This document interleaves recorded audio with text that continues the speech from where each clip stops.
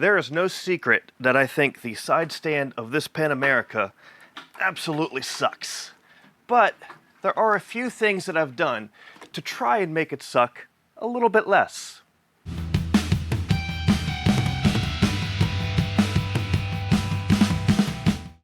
The first upgrade I did was to replace the stock kickstand with the adventure style kickstand from Harley-Davidson. The adventure style kickstand has a larger footprint to help prevent sinking into soft surfaces.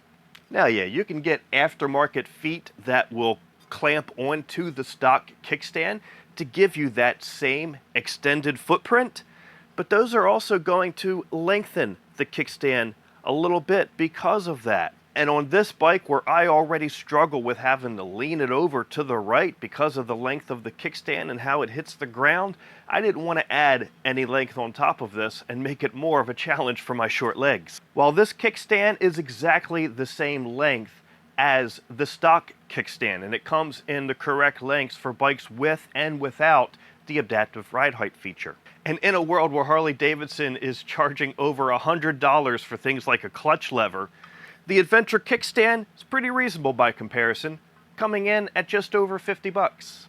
Now, to do this install, you're going to want to have the bike upright, but not supported by the center stand, because if it's on the center stand, it's going to get in the way of being able to fully move the kickstand in and out.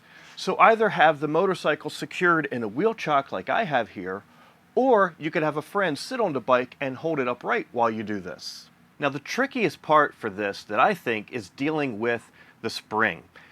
The way I have found that makes it easiest is first, take the kickstand and extend it out and lift it all the way up into the locked position. That fully extends the spring as long as it will go. From there, push some washers in between the coils of the spring. Try and get about half a dozen in there. So now when you retract the kickstand, those washers are going to help take off some of the tension on that spring as it doesn't compress all the way. Makes it a little bit easier to get off. Now, you could, if you had to, get some vice grips around the end of this spring and pull it off, but it's going to be easier if you have a nice heavy-duty spring hook to give you more leverage. Now, once the spring is off, we need to next remove the pivot pin, which is done by holding the back of it with a T40 and then using a 10mm to remove the nut. Hold the side stand while you remove the pivot pin from the back side. And then we're ready to throw this in storage and put on the new kickstand. So pay attention to the orientation of your bushings if they got knocked out. They both go in so that they are going in from the top side of their respective opening. So the bottom one goes in from inside the stand bracket, top one goes on top of the stand bracket, like so. Harley states to use some anti-seize as a lubricant on the pivot pin, so we'll do that before we put it in there. Slide the new kickstand in between the bushings and slide the pivot pin up in there. And then again, while holding the back of the pivot pin with a T40, we're going to put that 10mm lock nut back onto the front. And the torque spec for that is 91 to 101 inch-pounds. We also need a little bit of anti-seize inside the spring hooks. And the spring goes on so that the hooked ends are both facing up when the kickstand is retracted. And then once you have that on, you can go ahead, pull it back and lift it up again to pull all your washers out. The next issue I addressed is the fact that my short legs had a hard time even reaching this tab on the kickstand to either kick it out or pull it back in. So I added a little extension tab. Now I know companies like Wunderlich and Touratech both have kickstand extension tabs that you can buy. I just made my own out of some scrap 1/8 inch thick aluminum that I had. And I drilled a couple of holes to attach it, but I do believe the aftermarket ones are designed to clamp around it so that you can use those without having to drill through anything. And it worked out pretty well. The extension was just what I needed to make it a little bit easier to reach that tab to kick it out and pull it back in. However, even with that extension, sometimes I still struggled, especially depending on the terrain I was on, to get the kickstand to either fully extend or fully retract, because the stand would just kind of get stuck depending on where it was, and especially depending on the terrain that I was on. If it was touching the ground at all, it made it even more of a challenge. So to help with that, I installed the spring assist from Wunderlich. The Wunderlich spring assist kit is a second spring that you add to your kickstand in addition to the primary spring. And it just results in a much snappier movement of your kickstand in both directions and eliminates those dead spots. Install's pretty easy. First, we need to remove the top mounting bolt on the kickstand bracket to the engine case. And that is a T40 Torx. And then make sure you clean out any Loctite that might remain in those threads so that we get a good bond when we re-Loctite the replacement bolt. And we're replacing that bolt with this standoff. We're going to put some Loctite on the threads, just blue medium strength. And that is a 13 millimeter. Going to need to use a deep socket to get that in. Just get it in finger tight up against the mounting bracket to start. And then we set the torque. Now speaking of torque, the Wunderlich instructions say to set the torque on this to just 16 Newton meters. Harley-Davidson says that factory bolt should be torqued to between 27 and 30 Newton meters, or 20 to 22 foot-pounds. Now the replacement fastener is not aluminum. It doesn't feel like a super soft metal, but it is a different type of metal, I can tell. Might be stainless or something compared to the factory bolts that hold that bracket in. So I don't want to overdo it and break anything or strip anything, but I also don't want to leave it too loose. So my personal opinion and what I do is I split the difference between the two specs, and that works out to be 21 Newton meters, or a little over 15 foot-pounds. Next, we got the little plate that the spring hooks to with the screw that goes into that fastener. Again, a little bit of blue Loctite before we put it in there.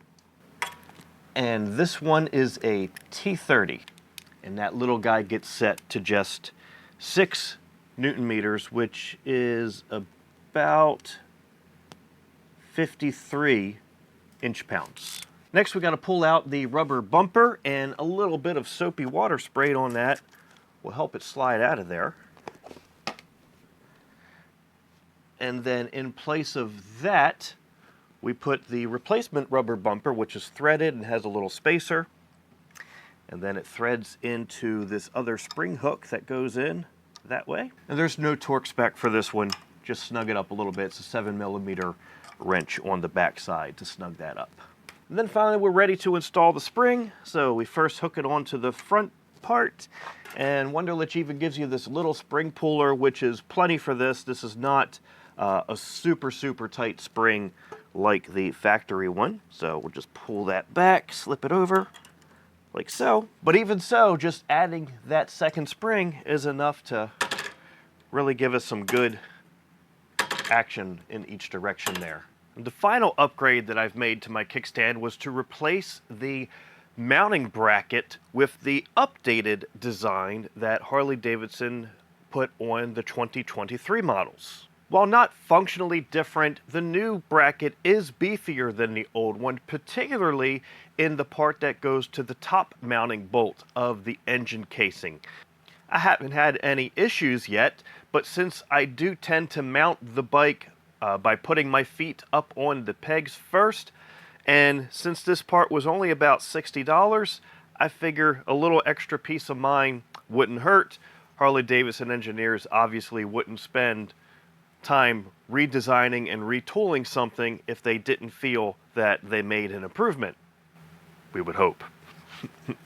So if you're installing this bracket along with the other upgrades that I've covered in this video, Don't do it in the order that I presented them in this video, because in order to install this bracket, everything I just did has to come back on.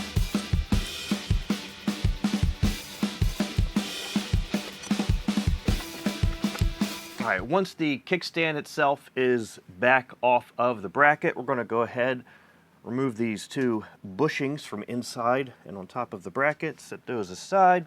And then we're going to remove the side stand sensor. That is a T20. This is also secured to the bracket with a little plastic tree style fastener, so a little panel clip tool helps to remove that. And then we can set this safely out of the way. Now we just need to remove the 3 bolts that secure it to the engine, and they are T40s. Depending on your skid plate, you might need an extension to clear it to get to this bottom forward one.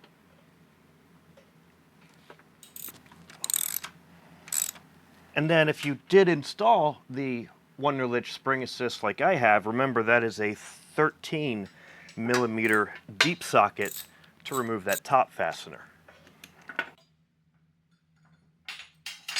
Then again, get in there, clean up any loose thread locker so you have a good clean surface to work with. And before installing the new bracket, make sure that you clean up any thread locker that might be left on the threads of your bolts, and then apply some fresh. Just get all of the fasteners started and don't go any tighter than finger tight to begin with. One issue I'm running into here with this bigger bracket is my standard T40 doesn't fit in the fastener fully once that fastener is screwed in a bit. There's just not enough room in here, and it just starts to round out on me, so I'm obviously not going to be able to torque it down like that. So I'm going to use a longer T40 bit to take care of that instead. And we're just going to get them just a little snug for now.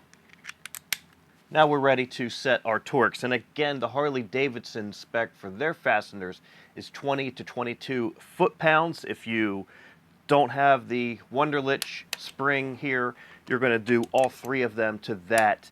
Now to reinstall the kickstand sensor, you may need to pull a little bit more wire out of this clip here to give yourself enough slack to clear over the larger part of this bracket. And that little screw is a T20 that gets set to 19 to 25 inch-pounds. And once you have your sensor secured, just make sure that you do have enough slack in that wire that it's not pulled tight across the bracket. Now with the new bracket on, the only thing that's left is to put everything else back on.